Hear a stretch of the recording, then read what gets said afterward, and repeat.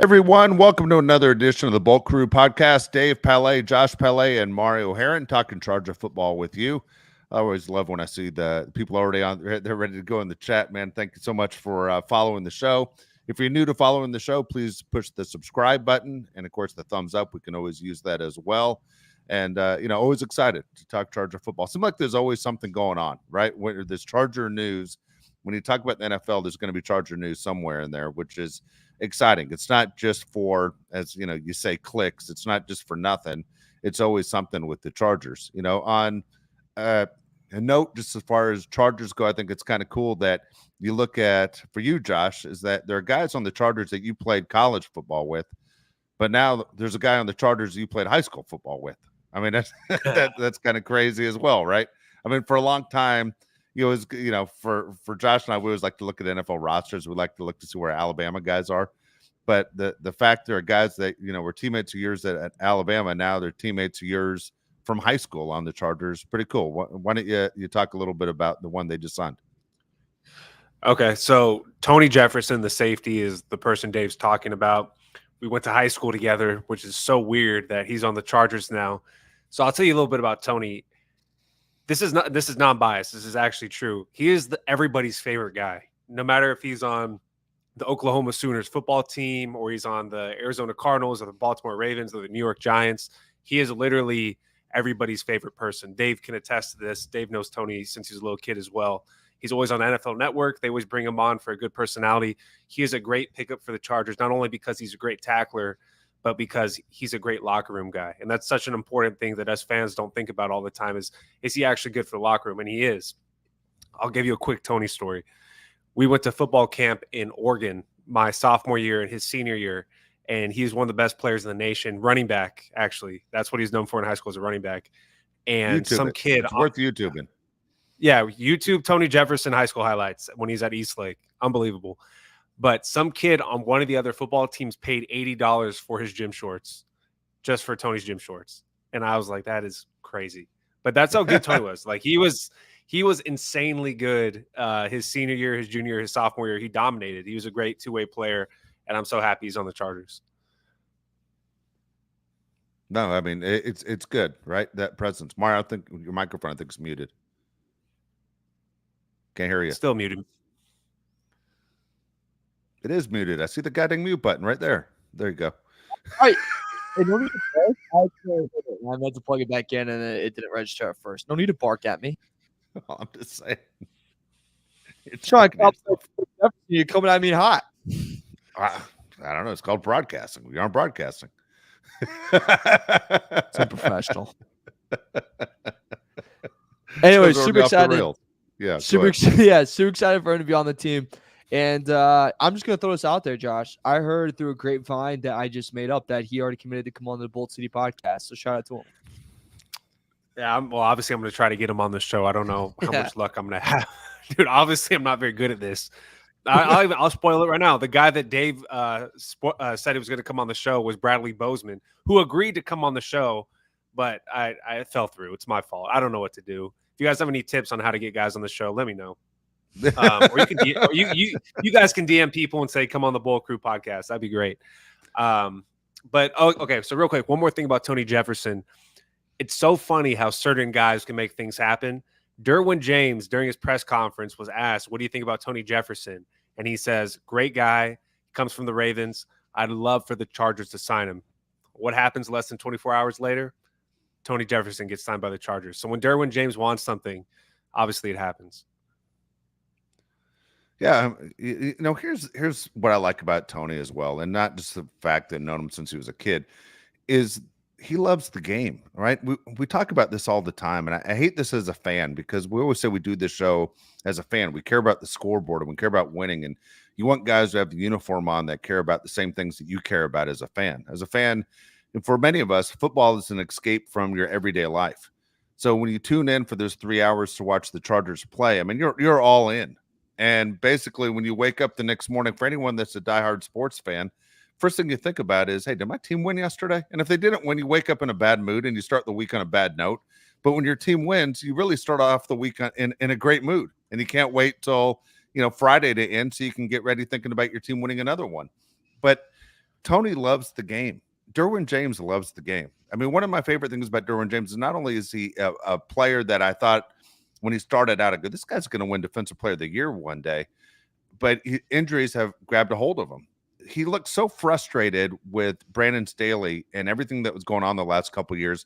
I almost thought Staley broke him.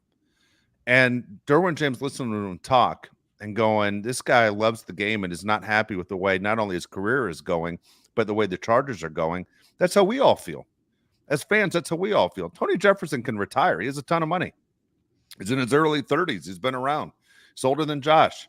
He could retire right now. But you know what? He loves the game enough to say, man, I'm getting into shape, going to put this body back together, and I'm going to try and make an NFL roster.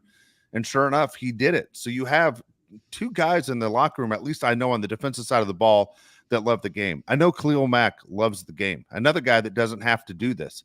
There are guys on this roster that don't have to do this, that want to be part of this. That's a big damn deal. I'm telling you, when you're hitting week 13, 14, and we always get the crappy bye week, this is a perfect situation of why you have guys like that are, the first to show up in the morning, and the guys that push you through the workouts and push you through the fourth quarter and sit there and get the most out of you, because it's hard to look teammates in the eye, guys like Derwin James and Tony Jefferson and Khalil Mack, when you didn't give 100%. And no one knows quicker than them to know what your effort of and what you're capable of doing on a regular basis. So to me, this is a solid signing. I hope when it's all said and done, he's one of the 53 guys, and it goes a long way. But one way or another, I think there are guys who are going to learn a lot from Tony Jefferson between basically now and to the start of the season, that I hope these guys are able to take it through the rest of the year. Absolutely. So I think a common theme with Jim Harbaugh and Joe Ortiz is they want guys that love the game, like Dave said. Austin Ekeler's comments, I know everybody's seen it by now. It made me laugh because it kind of proved us right. Like, if you don't want to run the ball, you can get the hell out of here. And I agree with the thing about Austin Ekeler, because everybody's upset with him. He's not wrong. He said, I am not the guy to run the ball 300 times a year. Dude, you're not the guy to run the ball 100 times a year. He's not a great running back in the terms of actually running the ball. If you look at his metrics of just pure running the football, he's right there towards the bottom. One of the worst in the NFL. Even when he was scoring 20 touchdowns a season, it was mostly because he was a dual threat running back where he could catch the ball out of the backfield and get you some tough yards. He was not breaking off these 40, 50-yard runs like Derrick Henry. He's never been that guy. It just made me laugh that he makes a comment, Mario, of I'm not the guy to pound the rock. Yeah, you're definitely not. I think even coming off this season where it was his least productive season, which we all kind of saw coming, right? Like the amount of carries, amount of miles he put on the past two seasons, regression was coming, especially at this type of a position. To be honest with you guys, the comments didn't really piss me off or bother me at all. It was one of those things where I'm like, I'm glad.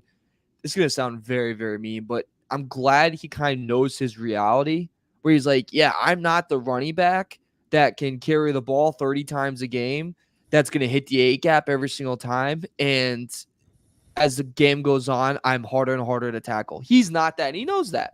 I'm a guy in the backfield. Give me a screen pass. Catch me in the flat. Motion me outside. That's who I am as a player. And that's how I've been able to be successful in the NFL. I respected it. I was like, okay, I'm glad that he understood where the charges were coming from, where it wasn't like a diss or a, kind of target at him of not the greatest year he's had this past year, but of, hey, this organization's going to a different route. And, you're a great player, but you just don't fit the scheme that we're trying to implement. And I think maybe, Dave, that he's in a spot with the Commanders where, we kind of crap on the organization, crap on their moves, but I think he could be in an offense where his talent could be very successful and very important to them and what they want to do in this, Cliff Kingsbury West Coast offense that they will run. It won't be. He's going to get there and going to realize he's not what they thought. It won't. I believe, people can say I'm a hater all along on this one. I said it before the Commanders signed him. I believe he would finish the year out with the Chargers, is what I said. And I believe he will go to another team, which he did. And this will be his last year in the league. And maybe at most he has 2 years after the Chargers, and then it's over. He knows it too. Why do you think he went and played that game last summer at this time, when he was sitting there going for the whole big contract deal? Like, he joined the big running back thing of saying, we got to get paid. Well, guess what? Every single one of those guys that jumped in had disappointing seasons. Every one of them. And Austin Ekeler, no hate to him. It's just the way the game is, man. Josh said it right. It was put in a situation where he was a red zone specialist, and the offense basically looked for him, and he got a ton of points. If he had him on fantasy football, you know what it's like. You saw him in a Charger uniform, you were happy every time number 30 got the ball, but you kind of knew number 30 was going to get the ball. He was a better version of Clyde Edwards-Helaire. Is that bad? I want to see if Mario spit his water out. I was trying to time it. Almost All did. right. Almost did.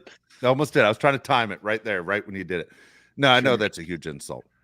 But what my point is, hey, thanks for the time here. But look, man, you're that guy that I was just talking about. You aren't the guy that I want in that locker room anymore. You aren't that guy. I want guys that Jim Harbaugh, honestly, I believe, has been around this game long enough, whether it's through his experience or through his dad telling him what to look for, of guys that want to be on the field, guys that want to put the uniform on, the guys that want to do the work. Man, this is not an easy game. Everybody knows it. Anyone who's ever played it, you ask yourself this question all the time. Is it worth going through all these practices and all the weight workouts and early in the morning and late at night and feeling like hell, your body hurts and everything else to go? Is it worth it for those 3 hours a week? I don't care if you only played high school football. You know exactly what I'm talking about. And then you get to Friday nights and you're looking at the crowd and you're looking at the lights and you're looking at the way you feel being part of that team and you're going, okay, it's worth it. I think I'll play again another year. That's how you kind of go through it in high school. And then you go through it in college and it's a whole nother level. And then the pros becomes, hey, the money's pretty good. I better get as much money as I possibly can before it's over. And I think that's where Ekeler was. He was just one of those guys. Let's be honest. Let me just get as much money as I can before this ends because the end is coming up in a hurry. And he wasn't wrong on that. But as fans, we don't give an S about any of that. We just want wins. And we need everybody to think win first. And that's what Harbaugh's preaching. That's what Derwin James is talking about. That goes back to what I was just saying. And that's where I think, honestly, I know Justin Herbert makes $55 million. I got it. But Herbert's in that situation too. And almost every one of those offensive linemen, same thing. They're all what's the saying? Pulling the rope in the same direction. That's what I'm looking for as a fan. That's what Jim Harbaugh's looking for. And look, man, again, I'll say this because I say it every show. You picked 5th overall in the draft. You had the wrong mix of personalities on that team for too long. And this is what it takes to get rid of an Austin Ekeler, let him become a Commander's problem, and realize he's not looking at that scoreboard either. Guess what? He's trying to get as much as he can out of that body to keep getting paid every Friday. That's what he's doing. Yeah, good for him. I mean, for any athlete that wants to get the most possible money, that's what you should be doing. But to me, Austin Ekeler was done for, like significantly, like showed that he was done was that Green Bay Packers game where he hit 13 miles an hour. And you're wondering if you're watching the game in slow motion. Like, what happened to this guy? He used to be our king. This guy can't even get past a defensive lineman. It was crazy to watch. And you know what the Commanders said? They said, that looks great. We want that guy on our team. And we're also going to sign Zach Ertz, who's 100 years old. We're going to sign Michael Davis, who sucks. And we're going to run this back next year because everybody already makes fun of us for being a dumb team. Commanders are a joke. All right. I want to float out a trade proposal that everybody's been talking about. If you're a Charger fan, you've seen it too. I'll ask you first, Mario. Does Brandon Aiyuk for Joey Bosa and a second-round pick in 2025 make sense for you? Oh, my God, yeah. I'll say, yeah, 1,000 times, yes. I'm all in for that. Do I think it's going to happen? I doubt it. But I love that trade. I love that trade more than anything in the world. Look, Brandon Aiyuk's on FaceTime on Instagram saying that the Niners don't want him, which, by the way, Niners, I don't get that. I don't get it at all. I'm all for it. If Bosa wants to go to San Francisco, let him go to San Francisco. The Niners will get older. They don't care. They're in a win now mode. It seems like, Shanahan just wants his ring already. Let him get it. They think they have the QB for the future. Okay, you have a tight end that's very, very good. Do I think Kittle's going to be around for a long time? Science says his playing style doesn't really end well. And then you have Deebo Samuel, who gets hurt about every other game. And then CMC is about to have a big regression year this year and next year. Take the trade, man. Take the trade. That's a receiver one. And we do not have a receiver one. We do not. So take him, Dave. I think you make that trade in your sleep while you're taking a dump. Wait, what? Okay, hold on a second. Give me the trade exactly the way you're saying it right now, Josh, because I want to make sure everyone understands what you're saying. Give me the trade. It's Joey Bosa and a number 2. We have to give a number 2 up also? Yep. Number 2, second round pick in 2025, and Joey Bosa. And in return, we get Brandon Aiyuk. Okay. I don't understand. Okay, why do we have to throw in a number 2? You have to, because Okay, what? Bosa's older. He's more expensive. You Well, have to throw a pick there. Ayuk's making $14 million this year. He's on the last year of his rookie contract. He's going to make a tremendous amount of money the following year too. So, I mean, here's the deal. Someone's picking up that salary, whether it's the Chargers or another team. I mean, it's like, yeah, you're trading Bosa, but you're still going to have to pay Aiyuk. A second round pick seems like a lot. I mean, the Niners right now have kind of burned this relationship.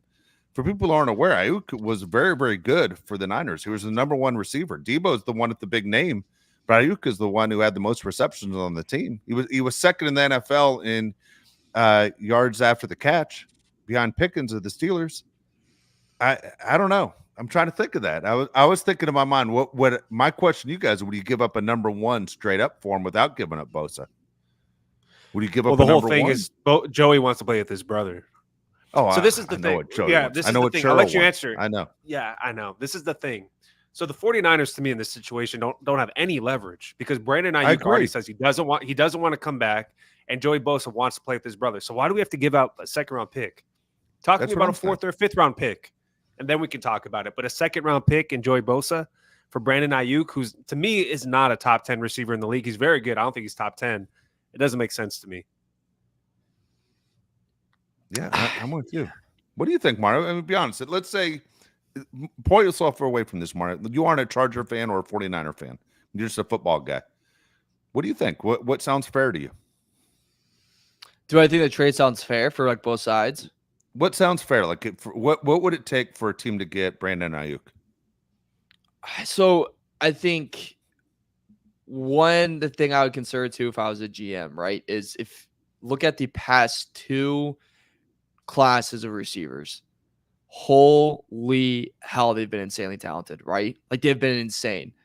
Why would I go give up assets for a guy that's, yes, very, very good, when in reality, I could maybe get by the receiving core I have now and then go to the draft and get an unbelievable talent that's on a rookie contract for, 3 to 4 years and get the most out of him in his best years right then and there. Sounds pretty fair though, right? Like that's just something I think about if I'm a GM. Like these receivers only get better coming out of school. They just do. It's not like, we've hit a time where like, they all suck. No, unless it's not Quentin Johnston, they look pretty damn good. So that's something I would think about though. But that's big miss for Chargers, but have other teams really missed that badly? Like that's just something I would consider going, is this really worth the trade and really worth the assets? When repeatedly we were just seeing some unbelievable talent come through at this position, we could just nail it. We don't have to have a top 10 pick, honestly, to nail a receiver. Look, I'm all okay. Look, I'll be honest with you. When it comes to these receivers, I know a lot of them are hitting, but man, there are those misses. I mean, the Chargers have one. The Eagles missed one, a couple years ago. What the hell's his name? Josh remember. Last name started with an R. Yeah, Jalen one of the Reagor. worst drafts of all time. They're crazy wide receivers around him, and one of the worst drafts of all time for the Eagles. I'm almost willing to get a guy like Aiyuk, who not only has proven his worth, would also do a tremendous amount for Justin Herbert's confidence, but also a guy has something to prove, right? Those guys that say those guys gave up on me, went to a Super Bowl, they didn't ever appreciated me. Watch this. You telling me that Herbert's not better than Purdy? Come on. Hey, I mean, it's a show. Look, I understand also getting rid of Joey Bosa. I'm not complaining about that part because we talked about how, they have replacements for Joey already. They're ready for Joey to either get hurt or pull himself out of certain plays. But it's almost part of me of saying, I don't want to give Joey what he wants. It's like rewarding a kid for bad behavior. Like I'm going to send him to be with his brother and his mom, exactly where he wanted to go all along. Like him not playing up to his contract, not being the player the Chargers wanted, so he gets to end up exactly where he wanted to be. Like I kind of don't want to send Joey to San Francisco. I don't either. And there's a comment here from, I cannot pronounce this, but just want to show it. Yeah, just show it. It says, wait, so you got rid of Ekeler because his mentality doesn't line up with the team, but want Aiyuk, even though he has shown diva mentality like no tomorrow. No, I don't want Austin Ekeler because he's on the downside of his career And I would consider Brandon Aiyuk because he's in the prime of his career. That's Yeah. the difference. Austin Ekeler had 628 rushing yards last year. That's not a typo. Brandon Aiyuk had 1,300 receiving yards. I mean, that's the reason why you'd consider Brandon Aiyuk. Once again, I don't think Brandon Aiyuk is a top 10 receiver. Even though he had 1,300 receiving yards, I just don't think he's a top 10 guy. To me, he's not significantly better than Mike Williams. And we decided not to pay. Well, I didn't decide anything, but the Chargers decided not to pay Mike Williams. So I don't know how you could justify paying Brandon Aiyuk all that money and trading a second-round pick for a guy when you decided to part ways with Keenan Allen and Mike Williams. To me, it doesn't make any sense, Mario. I get that. So hand up. Also, I'm a huge Aiyuk guy. Like I'm too. very, very big on. So I think he's an underrated receiver. I think he's an underrated route runner. I think he's the best receiver on that team. Like pure receiver. I think he's better than Deebo Samuel. I really, really do. I think Deebo Samuel's more like a switch army knife, if you will, and Brandon Aiyuk as a pure receiver is 10 times better. Dave's already shaking his head. No, I'm shaking my head at Deebo Samuel because Deebo Samuel could have been Christian McCaffrey, but then he came out a few years ago after that crazy playoff game against the Dallas Cowboys. Where everyone's like, "Who is this guy and what college did he go to? He is amazing." And then he's like, "I never want to do that again." Like the one thing that makes him outstanding is like, "I'm not doing that ever again." And from now on, I want to be a receiver and don't hand the ball off to me. And the whole team thing we just spoke about. I mean, look at Christian McCaffrey. That's who he's supposed to be. They were supposed to have two Christian McCaffreys. Deebo Samuel's like, I don't want to do that. And completely, to me, hurt the value of what he's capable of doing. I understand he wants to extend his career. I'll finish what you're saying. You jump in, Mario, if I didn't say it. I'm with Mario on this. Aiyuk, to me, is one of the better players in the NFL. And, you know, and I know Josh will sit there and you know, study certain teams' offenses and stuff. San Francisco is one of them. He broke it down for me a year ago on how their offense works with Shanahan. It's amazing how many weapons San Francisco has, and he was still able to put up those numbers. You know what I mean? You got to keep all those kids happy. There's so many guys on San Francisco that are completely loaded with talent. You got to keep Kittle happy, and you got to keep Samuel happy, and McCaffrey happy, and Purdy happy, and Aiyuk happy. And I know I'm missing another one. But at the same time, for him to have the season he had, having to share the ball that many times, meaning touches he didn't get that he would get for this Charger team, Aiyuk's a guy that's, to me, is a 120 reception receiver. He had 75 last year. Yeah, but he has 75 because they were giving the ball to McCaffrey and Samuel and Kittle all the time. How many games does George Kittle and Deebo Samuel miss every season? A lot. Somebody has to catch the ball. Okay, but they also, like, Shanahan's a run-first offensive coordinator. Like, he's going to run the living crap of the ball, and he put up back-to-back 1,000-yard seasons. Like, that's pretty big. It's not like they're facing nobodies on defense. Like, that's some pretty intense defenses they've had to face against the past two seasons. Like, I think that's pretty big. I think all that stuff is pretty important to know. Where would you rank Brandon Aiyuk amongst the best receivers in the NFL? Is he top 10 for you? All right, let me run through the guys that I'd put above him. Hill, Jefferson. So Hill, Jefferson, Chase, CD Lamb, Shamar Chase, CD Lamb, and I will throw AJ Brown. And I'm looking at a list right now. Stephon Diggs. Amon-Ra St. Brown? No. I'd take Aiyuk over Brown. Yeah, I would take Aiyuk over Brown. And Devontae, did I say Devontae Adams? Devontae Adams. So there's 8 guys. So yeah, he's top 10 for me. No, Wait, if he's not, you skipped half the NFL. We're not going through. You take him over Keenan Allen?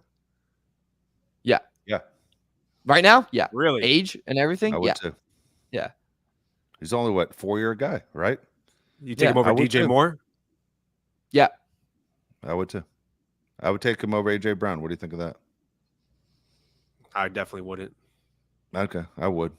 And then at the same time, you put him with Herbert, he's getting all the touches. Yeah. He's a different That's player. my point. You put him with Herbert, he's getting all the touches. He's the first option every time Herbert looks to pass the ball. Yeah, I'm taking I don't know. I'm over him. No, I take Puka. No way. Puka Nacua had more yards. Puka Nacua had 1,500 yards last year. I would. And half the season, 30 more receptions. Half the start of the year, no one knew like what his name was. And they're like, yeah, we'll let Numbnuts wide open. Let's see what he can do. You kidding me? Yeah, I don't know. Amon-Ra St. Brown is third in the league in yards last year. I don't I'm a know. fan of He's his. around 10 for me. The thing with Brandon Ayuk, he's not going to make the biggest difference for the Chargers on winning or losing this next season. Like you said, you can get guys in the draft that make a huge impact. I don't think the Chargers are there yet, personally. And I wouldn't trade a second-round pick and Joey Bosa for him. I talk crap about Joey Bosa all the time, but I really think this next season he's going to have a really good season, and we don't have the guys behind him that can step in like that. We have Bud Dupree, right? And we have Thule. But if you trade away Joey Bosa, now we just have Bud, Thule, and Khalil Mack. Our defensive line already isn't very good. That's a strong point of our team, but we're going to get rid of Joey Bosa. I don't know. That's just the way I feel about it. Okay, let's just play the finance game on that. All right. So Joey's making about $40 million a year. You trade Joey away. The following year, you give Aiyuk at least half that money. And then you're able to have, and they have a ton of money in free agent money next year. You could go out there and completely fix your team in one offseason just with the free agent money you're going to have. You just added another $20 million to the pot. I just don't think it's in Joe Ortiz's MO to trade Joey Bosa for Brandon Aiyuk. I mean, I don't see it. This team has a lot of holes on defense specifically, and you're going to get rid of a second-round pick. Second-round picks are starters. So you're going to get rid of 2 starters for 1 starter and pay him? I don't think it's going to happen, by the way. I'd be up for it. I don't think it's going to happen. I don't think it's going to happen either. Yeah. For some reason, I don't know why I have a feeling Ayuk's going to end up with the Commanders. I have no idea. That's just in my head. I keep watch he's going to end up with the Commanders. That's a good question. I think everybody's saying the Patriots or the Chargers. Yeah. Go and tell you something. Going to the Patriots would be the best thing the Niners could do because they send them to hell. That's what it would be. It's like we're just going to send you to a team that's never going to be able to get you the ball. I mean, you send him to the Chargers. He gets to stay on the West Coast with a quarterback that's better than the one you already have. He's going to look like a stud. It's going to look like one of the biggest mistakes in 49er history, trading him to the Chargers. You trade him to the Patriots, everyone's going to go, I told you that guy wasn't worth it. That's what's going to happen. I would just like to point out that some people, and I'm not one of these people, think that Brock Purdy is better than Justin Herbert. That's all I'm saying. Yeah, some people think that. And they also think the reason that Brandon Aiyuk gets so many touches is because of Deebo Samuel, George Kittle, and CMC, that he has a lot of one-on-ones. I'm just saying. Good for them. Okay. Yeah. All right. Yeah. All right. My opinion, this offense. Yeah, my opinion, this offense is missing a stud wide receiver and a stud tight end. And then I say they can compete with anybody. We shall see. Yeah. I don't know. Again, you got the camp notes, Mario? Yeah, so we got AFC West camp notes. So for people that don't know, camps are coming up, and there's going to be like a grace period coming up for the NFL where, let's just say, guys, it's going to be a pretty dead time in news for the NFL. So get ready to get creative on some segments. We'll probably do some weird stuff. If you guys want to hear us talk about weird things, comment below. And AK, yeah, throw as many questions as you want, AK. Get weird with it. We'll answer them. Start off with the Denver Broncos. Some of their camp notes, it sounds like, guys, that Zach Wilson's probably not going to make the roster and probably not going to make the team. He's in a pretty packed QB room right now with Bo Nix and Jared Stidham. Stidham's a pretty veteran backup. Kind of can be a good backup for you, especially if you need someone in 1 or 2 games, which like every team in the NFL needed last year. That was a big thing that came out of that camp, was that he's the kind of odd man out in that QB room, which is pretty impressive considering Bo Nix blows. And Jared Stidham just goes like to be a backup. It looks like Bo Nix is going to be the starter. So right now, it seems like everybody seems to like Bo Nix. They like what they're seeing. Yeah, Broncos have the worst roster in the NFL. Like straight up the worst roster. I'm looking at their team right now. Pats. This team is dude, really. I'm telling you. Pats are horrible too. Dude, I'm looking at the Broncos team. This team straight up sucks. Straight up. Like their receivers are Cortland Sutton, Josh Reynolds, Marvin Mims, tight end Adam Troutman. This team is terrible. Yeah, it's not good. Yeah. They should get Payne could have been here. Man. You know what I always like about these things too, like when you have these rookie quarterbacks, Bo Nix or anyone else, is you always hear about how these guys are with their girlfriends, and they're constantly doing the plays in the car with the girlfriends, or the girlfriends have the flashcards and they're sitting there reading back and forth. I mean, talk about a fun date. Like, this is a lot of fun. This is a great time where you're sitting there just listening to the guy in the car, just sitting there like, screaming out plays nonstop and reads. why that girl has to sit there and tell him he's right or wrong by looking at the playbook. But I mean, she has to be thinking in her mind, there's a huge payday at the end of this. Like these are the worst dates of all time.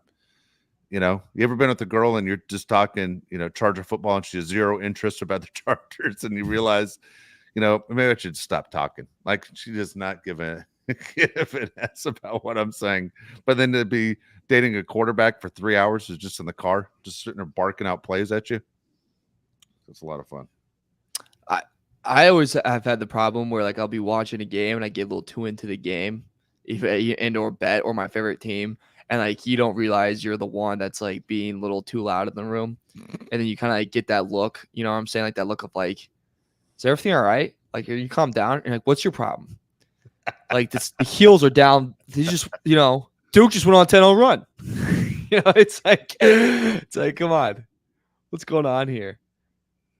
And they're like, why do you care? And you're like, why do you care about your nails? You know,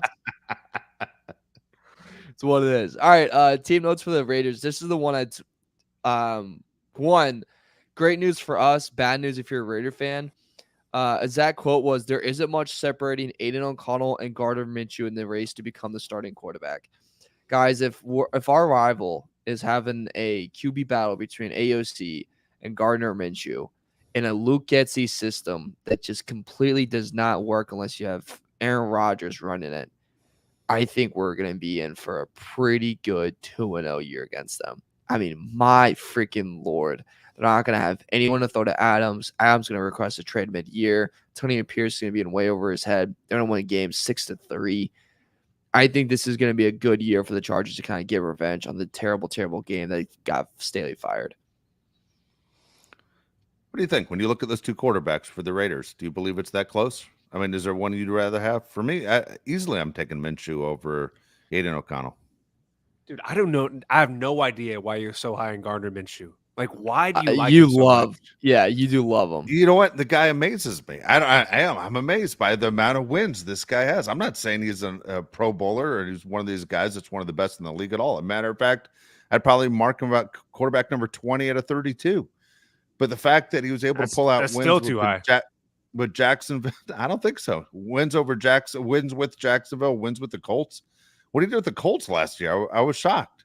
The only Great coach, the only bad time he had was when he was with Philadelphia. Otherwise, the guy to me is a perfect guy to just hold the fort down until you get the guy you want next year.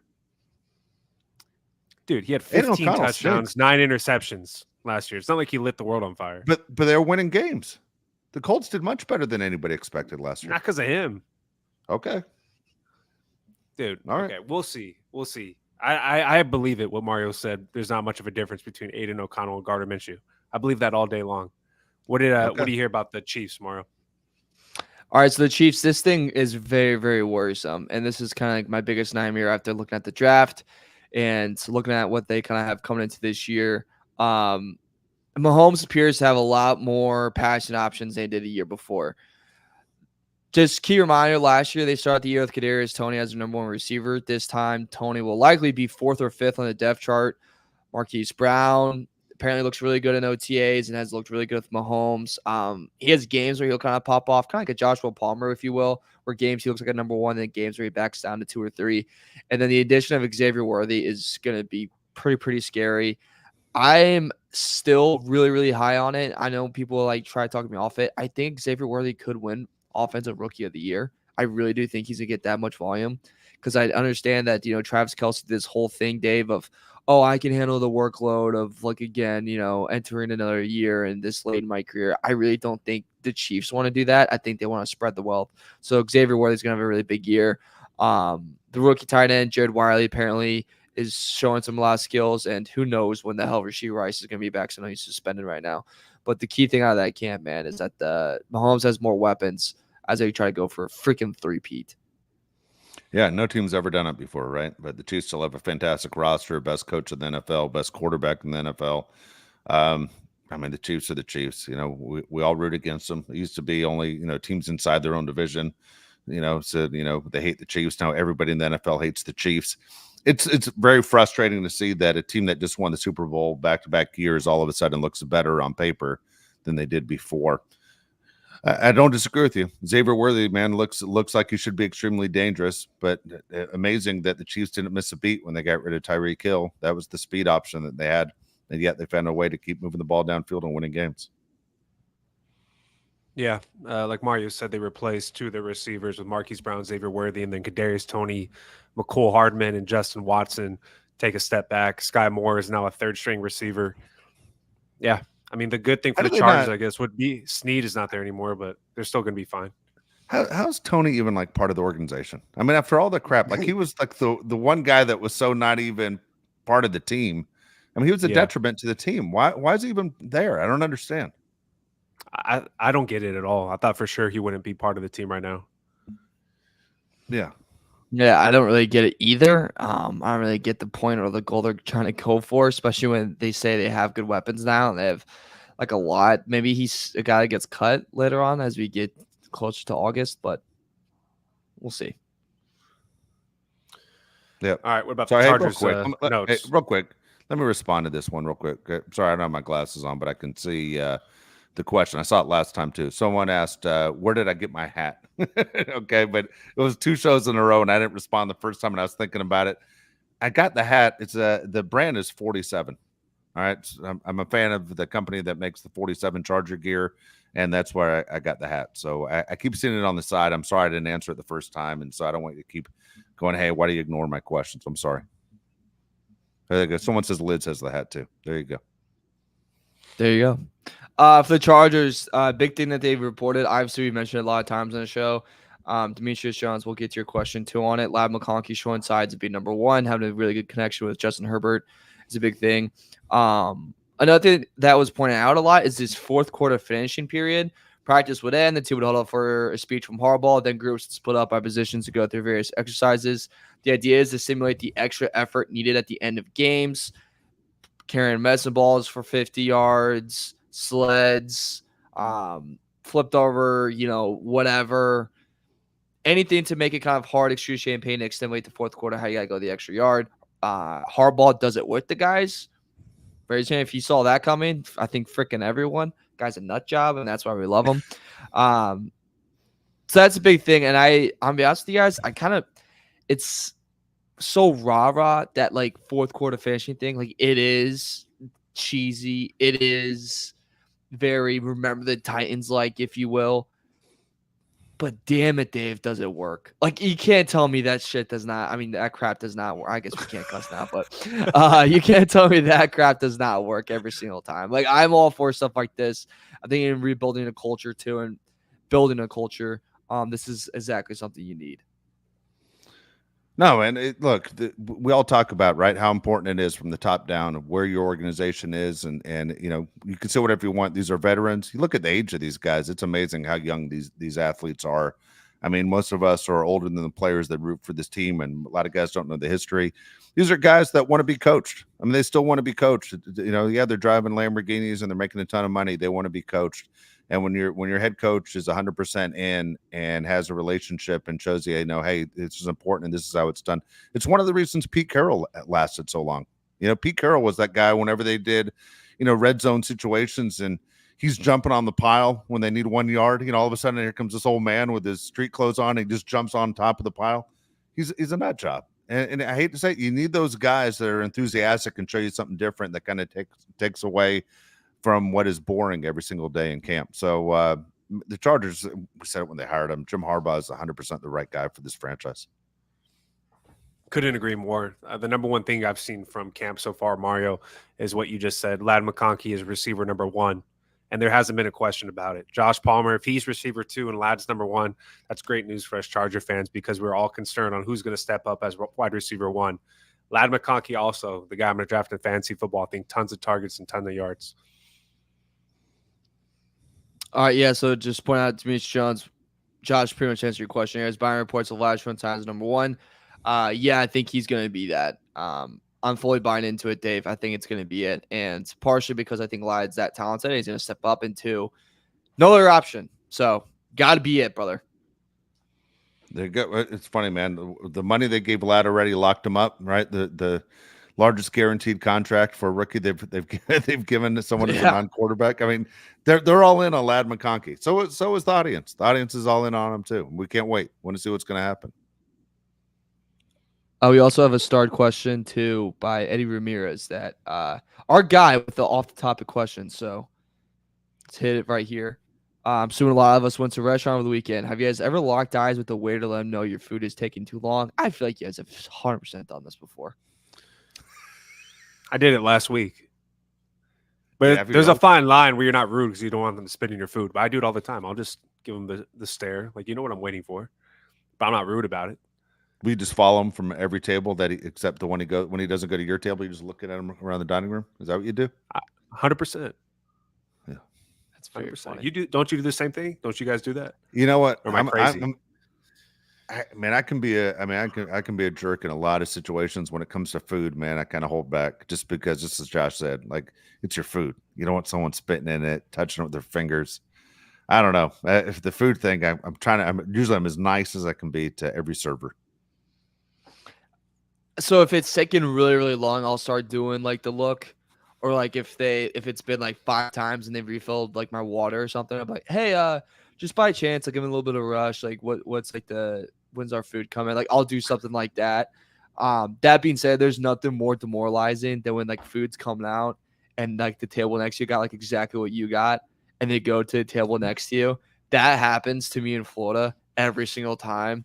And I'm always like a little banged up, and every time I don't care, I let out oh god, like I will let it out, and I'm like, oh, I thought that was coming towards us. That's always a tough beat. That's funny. No, the food one I kind of stay away from. Josh and I were in a restaurant last night where I asked the waitress a question. She's like, I was here with my boyfriend last week. Next thing you know, I'm working here. Like, what? Like, there was no, like, the story was weird, wasn't it? Like, there was no, she didn't even give any details. It's like, what they kidnapped you? What are you talking about? Like, she made it sound she didn't even apply for the job. They just shoved her in the kitchen and made her start serving food. It was weird. Yeah, I'm not going back there again. Dude, I'm not going back there again. That was one of those places we went last night. It was my idea, Mark. Josh didn't eat, by the way. Yeah. And I was like, I used to come here when I was a kid. And it wasn't good. It was like it should have been, the name of the restaurant should have just been titled Bad Choices. It was not a good idea. It wasn't a good idea. Have you guys ever heard of like Dick's Last Resort? Yeah, 100%. They have one in San Diego. They have one in Nashville. Yeah, the best joke they have about that place is their food. So you get it, and you're like, not only is the waiter like purposely being a jerk to you, and like, you know, it's funny, but the food sucks. You're like, God, you know what I'm saying? Like, I remember eating there, and I was eating it, and I so badly wanted to go. Was the lasting thing was that this food, you know, this burger is that dry? It's not that hard to make a burger. I got the simplest thing on the menu, cheeseburger. You know, come on, flippity flop, 5 its side, get it out, boom, bada bing. On the next one, numb nuts. All right, there's another one on here. I think that is a question for you. You got to get up there, Mario. Yeah. Do you think Harbaugh brings back Oklahoma drills? Love the show. Bolt theft up. And yeah, more explicits. I used up my explicit for the day. What do you think? Are you impressed by the Oklahoma drill? I don't think that makes you a better football team. I don't either. Yeah. I hate to say it. If you start the play on your back, that's not a good sign. Like in a real game, you know what I'm saying? Yeah. I'm going to start the play laying on my back, and then I'm going to pop up and try and tackle the guy while getting through 2 blockers. I'm not a fan of the Oklahoma drill. The drill that they used to have when I was younger. I'm curious to know, Mario, if you ever even heard of this. It's illegal, I think, in all 50 states, but they used to make us do it when we were like 10, 11 years old, and then in high school. It was the bull in the ring drill. Did you ever do that one? Dude, that drill. Dude, it is the craziest thing drill. that any coach was allowed to do it. I mean, it's nuts. So for people that aren't aware, they basically tell the whole team, line around, you stand around the player in the middle in a circle, and then they just scream out a guy's number, like 68, and then he just charges at you if you're the guy in the middle. And then you guys make full contact. You know, he's running full speed. You aren't running full speed, but you maybe get 3 steps in on him. And then after about 3 hits in a row, after they call out some random guy's number who's fresh and you aren't, you just start dropping your head because you're so exhausted. You drop your head, and that's the easiest way to break your neck. and you're just taking a beating. I mean, not only is it concussion protocol, but are you going to leave there where you can feel your legs? It is the most dangerous, ridiculous drill that I'm serious. I think it's illegal in all 50 states, but this was common in youth practice, high school, forever. Anyone who's older went through Bull in the Ring and gone, this is the most ridiculous thing of all time. Can you imagine if Harbaugh pulled that out all of a sudden? They'd lose their mind. They'd lose their mind. Yeah. Girthy guitarist says, I got concussed twice in high school from Oklahoma drill. It is a ridiculous drill. I remember, I think Marty Schottenheimer loved that drill. Did you do it, Josh? Did you ever do that drill? Not Oklahoma, but the Bull in the Ring? No, I played, and I played quarterback. I never had to get hit. I just got my ass kicked during the games. Saved it for them. God, you're so lucky. I always hit, dude. There was one there's one game the coaches didn't think we were up for. They didn't think we were excited enough because we were playing some crappy team, and they called us around and they go, "We're gonna do Oklahoma drill before the game," and I was like, "Remember sitting there before the game?" Oh, dude, my chin strap wasn't even in. You know what I'm saying? The mouth guard's up. I'm on. I'm going. What are we doing? We're doing what? I was so rattled. And they're like, Heron, Thurman, Groover, you're up. And I was like, what are we doing? I remember literally going, I don't strap up until the game starts, and I'm strapping up right now. And then I had my gloves off because I don't know, I never put my gloves on until the game started usually. And I didn't have my gloves on, and obviously I was like, all right, I think we're all pretty in good consensus that we're not gonna go hard and get hurt before this stupid game. Dude, I got popped the hardest as I ever got popped, and I just got pissed. Get ripped by my coach. He goes, hey, you don't have your gloves. I'm not ready to play. I'm not ready to play. We're doing Oklahoma drill. We got 10 minutes of the game starts. What are we doing? I've never heard of that before a game. Never heard of that. Oh my gosh. What's funny? Dumber? What's dumber? The Bull in the Ring drill or not giving the players water? B. Hannon said that. My middle school coach thought not giving us water would make us tough. Dumbass. We had that. Oh, wow. No, we had that too. We had that too. This is he's absolutely right. Anyone who played football before 1999, same thing. Coaches wouldn't give you water. They just thought it made you weak. They would. Dude, I'm telling you. Okay, I'll give it just because I'm talking straight to Josh. This morning I was with Josh, took me to the airport. Here I am doing the show from Southern California. So in Nashville, it's crazy humid, crazy hot, like it is in other parts of the country. And dude, we had football practice like the time of the day it is now for you, Josh. Imagine that for 3 hours in full pads with no water. It's insane. Until Corey Stringer from the Vikings died, they did not believe in giving people water. It made you weak. And if you put water in your mouth at all, they took a break, you had to spit it out. You weren't allowed to swallow the water. That's insane. Yeah. I mean, we had Josh, I imagine you did this too. If you had a bad game, you couldn't wear the team's logo. We had that. We didn't have that. You never had that? We had that in basketball. They would take away our music from the locker room, stuff like that. Yeah, dumb. I don't know. I thought all that stuff was lame back then. I think it's lame now. Any coach that's a try hard that makes you hit each other before the game because he doesn't think you're ready. How about him and the other coaches hit each other too? Make us feel better about what we're doing. It's dumb. Yeah, show us how it's done. You guys hit each other. I remember an old-fashioned lacrosse thing is if you play defense too much with your stick, they give you pretty much a nub instead, so you play more with your body. And the dumbest thing I ever got ripped for is my freshman year of college. We had the nubs, and they're like, Heron, pass went right by you. And I was like, funny, I don't have a stick to smack it down. I was just like, are you kidding me?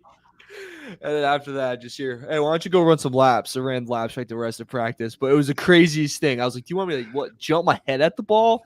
What do you want me to do there? He's like, we went right by it. I'm like, yeah, I bet. I had nothing to catch it with. Can't use my hand. Stupid. Everybody has those coaches stories. We all have them, right? They all have that one coach. I don't know what the hell happened to that guy. What he was thinking. That's just kind of like you're coaching on the fly.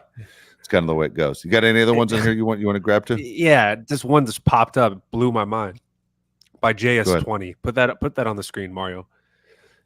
He says in Samoa, good, yeah. In Samoa, we had a high school alumni game when alumni would play the current high school varsity team in full pads. Is that a thing up here? No, it's not a thing up here. Insane. Dude, That is hold the on, most how's that even Samoan legal? thing I've ever heard in my life. But how's Dude, are that you kidding legal? me? How can an Dude, adult beat up on a minor? How's that even That's- legal? Dude, in Samoa, they're tough. I freak out when I see those videos on Instagram of the moms tackling their kids. Have you guys seen those? Yeah. Yeah, those freak me out. Imagine going against a 40-year-old Samoan. Dude, that's crazy. 40. How about 28? How about a 28-year-old taking on a 14-year-old?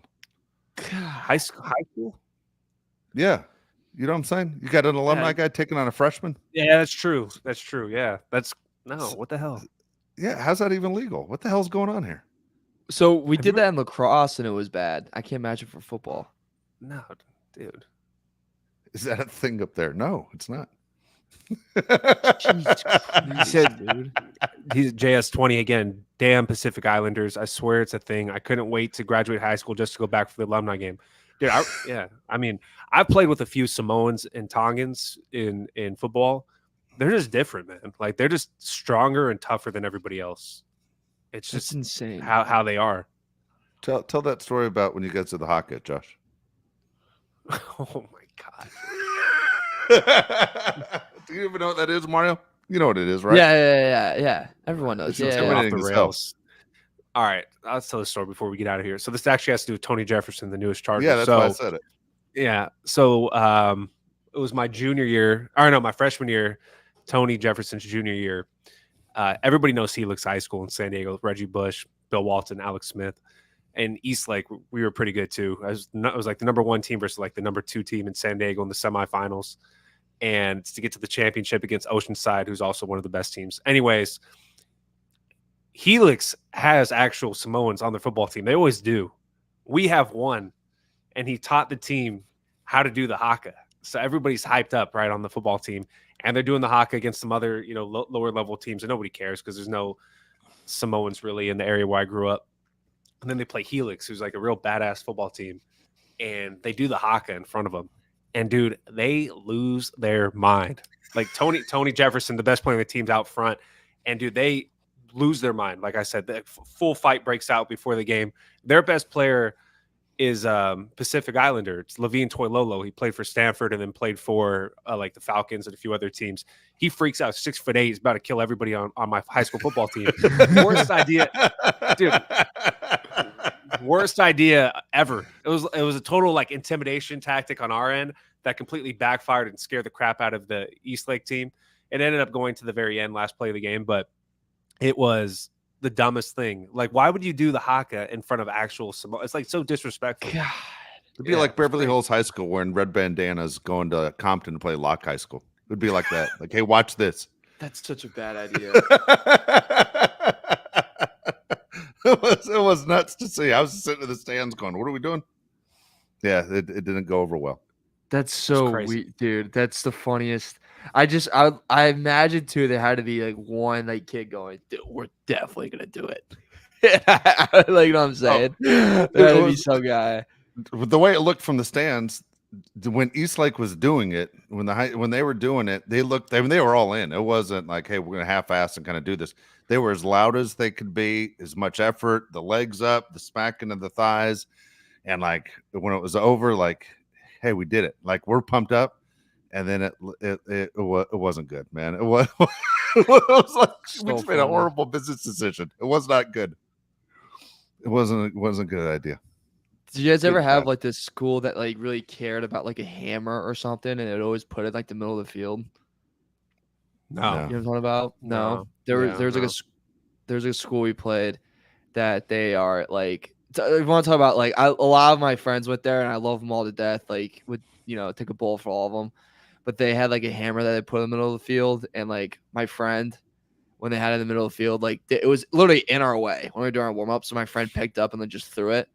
I didn't think anything good. Did anything. Their coach had like aneurysm, like freaked out. And then we're like in the middle of the game, and some guy like did a big hit. He goes, "That's for the hammer."